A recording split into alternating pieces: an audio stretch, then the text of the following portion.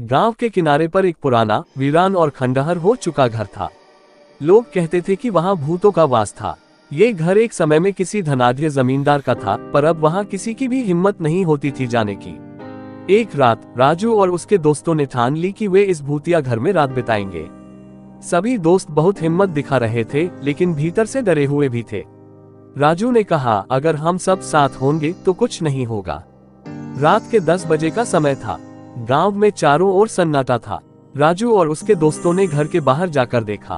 वहां की खामोशी में उन्हें अपना दिल धड़कता सुनाई दे रहा था। आखिरकार उन्होंने घर के अंदर कदम रखा। अंदर घुसते ही एक अजीब सी ठंडक का एहसास हुआ। घर के अंदर सब कुछ बिखरा हुआ था। दीवारों पर पुराने चित्र लटके हुए थे और हर जगह धूल जमी हुई थी। राजू ने कहा, आओ एक कमरे में चलते हैं और वहां देखते हैं क्या होता है। जब वे एक कमरे में पहुंचे तो अचानक दरवाजा खुद ब खुद बंद हो गया। सब चौंक गए। राकेश ने कहा, ये तो हवा का असर होगा, लेकिन सभी के चेहरे पर डर साफ दिख रहा था। रात के बीच में जब सब सोने की कोशिश कर रहे थे, तभी अचानक एक चीख सुनाई दी। सब लोग एकदम जाग गए और दरवाजे की ओर भागे।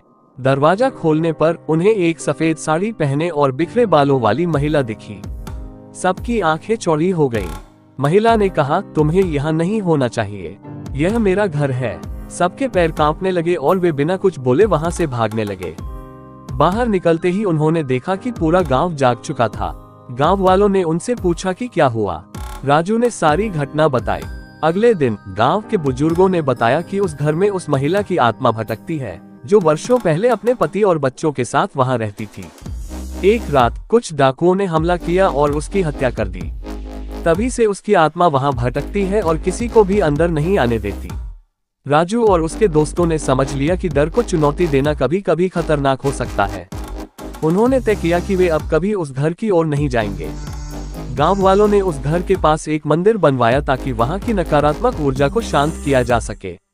भूत का डर एक सच्चाई बन चुका था और गांव वालों ने इसे स्वीकार कर लिया था। वे जानते थे कि कभी कभी कुछ जगहों को उनकी विरासत के साथ ही छोड़ देना बेहतर होता है। इस घटना के बाद राजू और उसके दोस्तों ने कभी भी किसी भूतिया जगह पर जाने की हिम्मत नहीं की। उनका मानना था कि कुछ रहस्यों को रहस्य ही रहने देना चाहिए।